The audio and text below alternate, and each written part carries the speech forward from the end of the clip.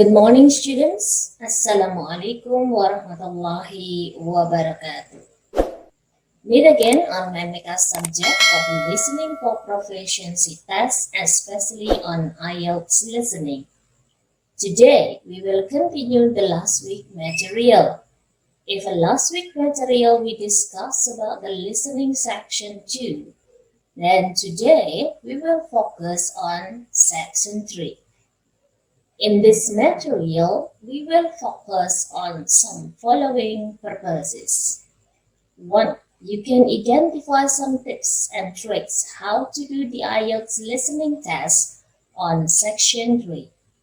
Secondly, you can resolve some problems of listening based on instruction of IELTS listening section 3. The third, you can listen to audio and note some important points from the audio of IELTS listening. 4. You can write the answers on the question sheet appropriately after listening section 3 on IELTS listening audio. Then, after some purposes of our study, we will come to the tips and tricks how to do the listening IELTS test on section 3. In IELTS listening section 3, you can commonly find any of the questions such as table completion, multiple choice questions, matching headings, flowchart or diagram. However, form filling and sentence completion are not usually seen in this section. To approach the above type of questions, there are some unique tips to be kept in mind. While the basic things that you can concentrate on while attempting section 3 in IELTS listening test remain the same for all kinds of questions. Now we come to the essential tips for IELTS listening section 3. 1. Listen to the introduction and example audio properly to be able to recognize a different voice as well. 2. While focusing on the underlying keywords in the question, it is also important to understand the question because some of the keywords in the options or the complete option itself may be paraphrased in the audio. 3. Using 1 minute to get an overview of the section will help you to familiarize yourself with the questions. 4. Remember that while listening to the audio, you have to be quick enough to move your eyes over all the questions as well as options so that you are aligned up well with the audio and there is no chance of skipping a question. 5. Do remember that information in the audio always flows in the same order as the order of a question. So you have to be continuously going on by immediately moving to the next questions instead of looking back for any skip question or unsurely marked answer. You will listen to 2 audios and read 2 models of question sheet in the section. We will start from the first model of section 3, IELTS listening. Take a look at this question sheet. After 30 seconds, you will continue listen to the audio and try to answer some tasks based on the instruction. You will check the answers too on the first model. Now it's time for you to read and listen to the audio.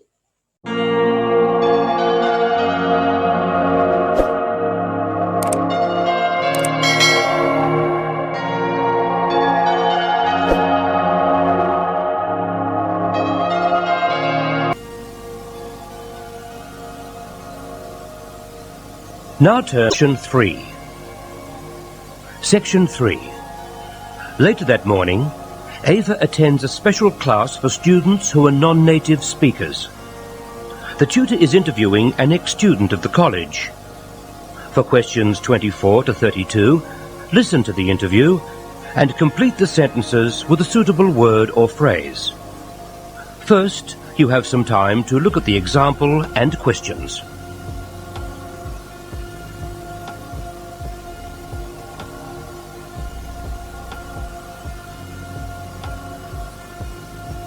Now listen to the interview and answer questions 24 to 32.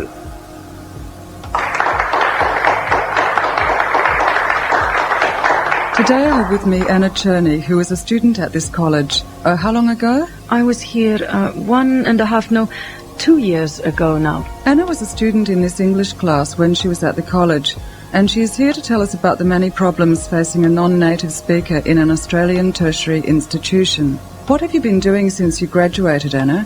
I was quite lucky when I left the college because I got a job pretty quickly with the local council.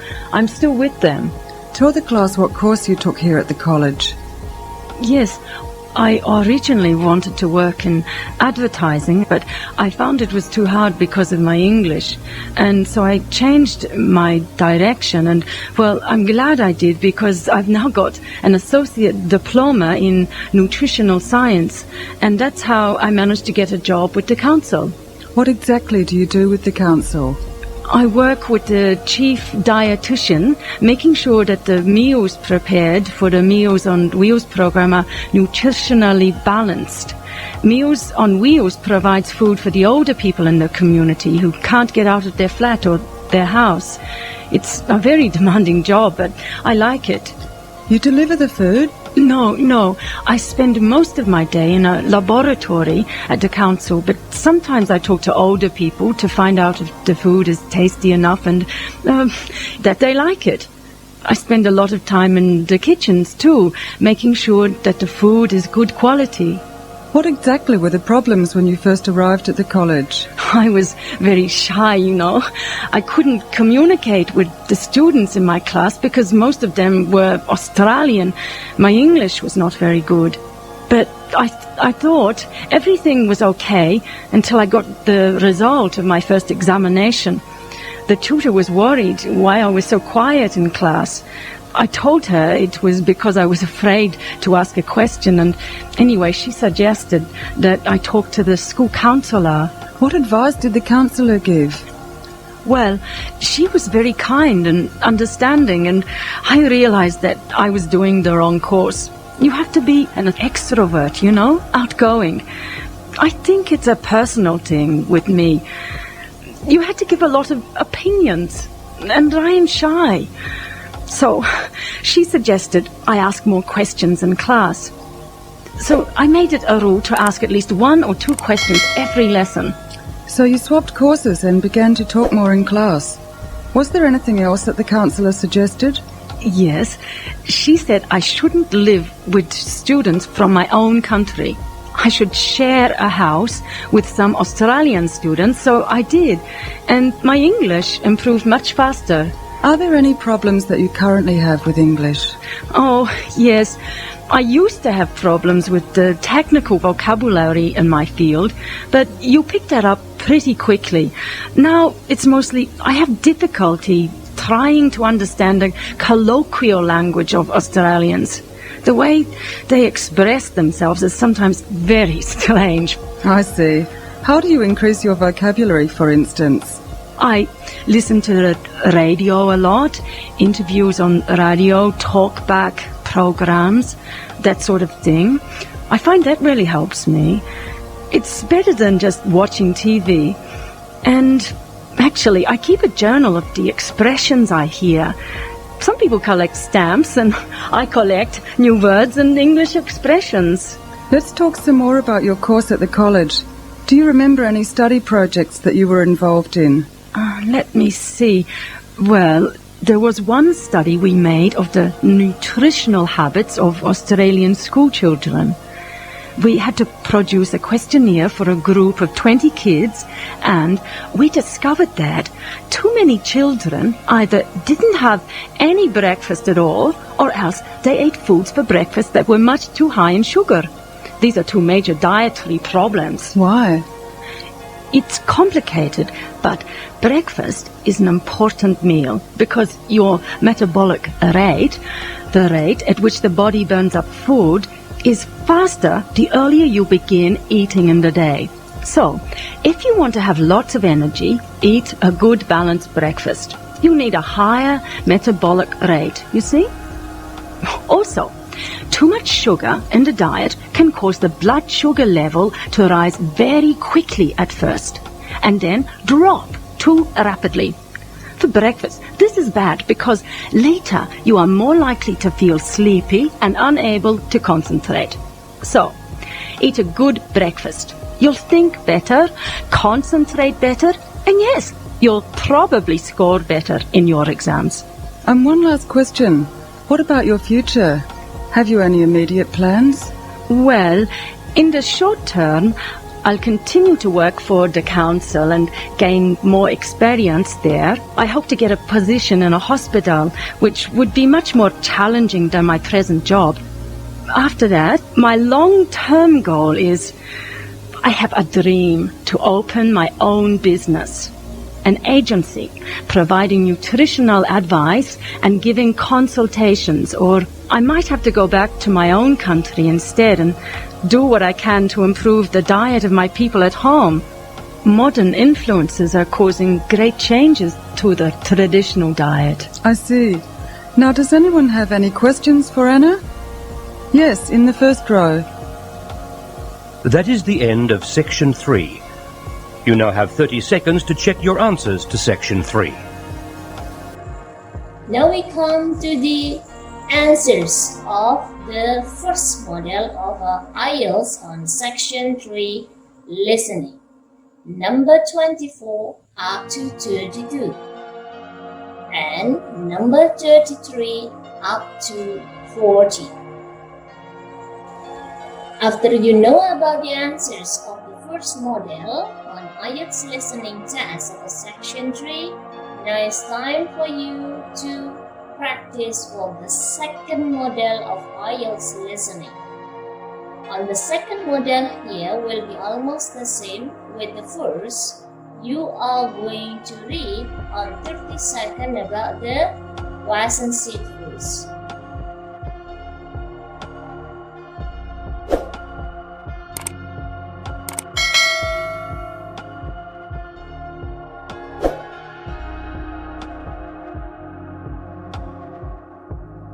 Now turn to Section 3 on page 12.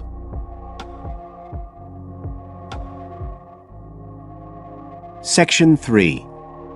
You will hear two students discussing a project they have to do as part of a literature course on great books. First, you have some time to look at questions 21 to 25 on page 12.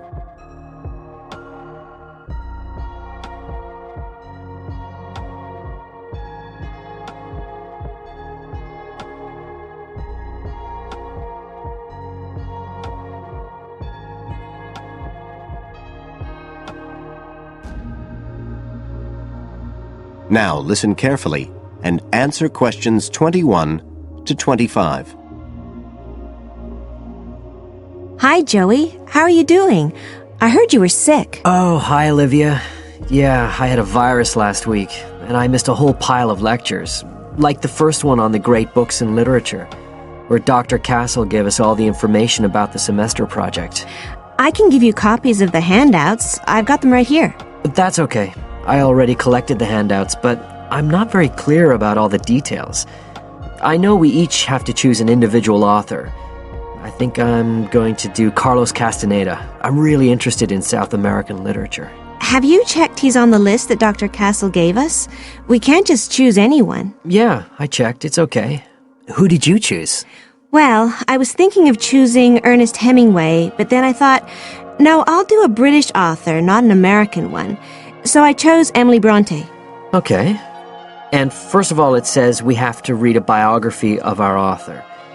I guess it's okay if we just look up information about him on the internet? No, it's got to be a full-length book. I think the minimum length's 250 pages. There's a list of biographies. Didn't you get that? Oh, right. I didn't realize we had to stick with that.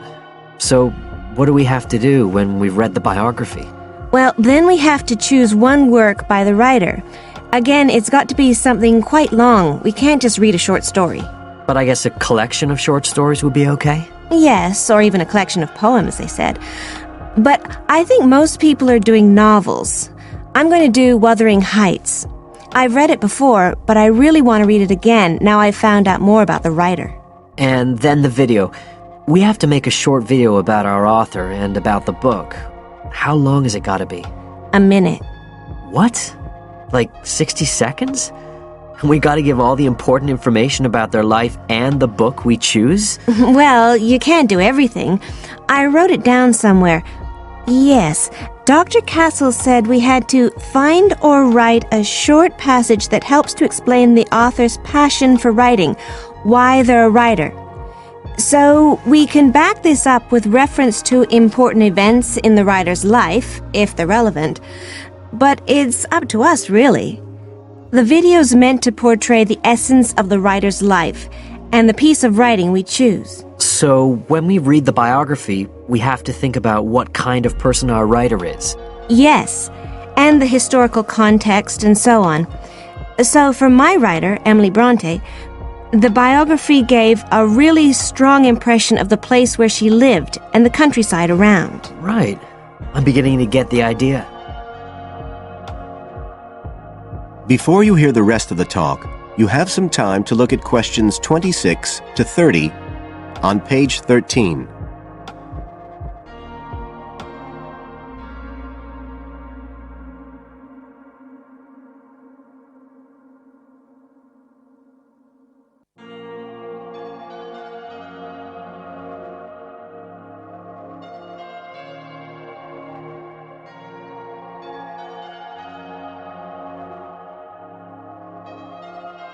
Now listen and answer questions 26 to 30.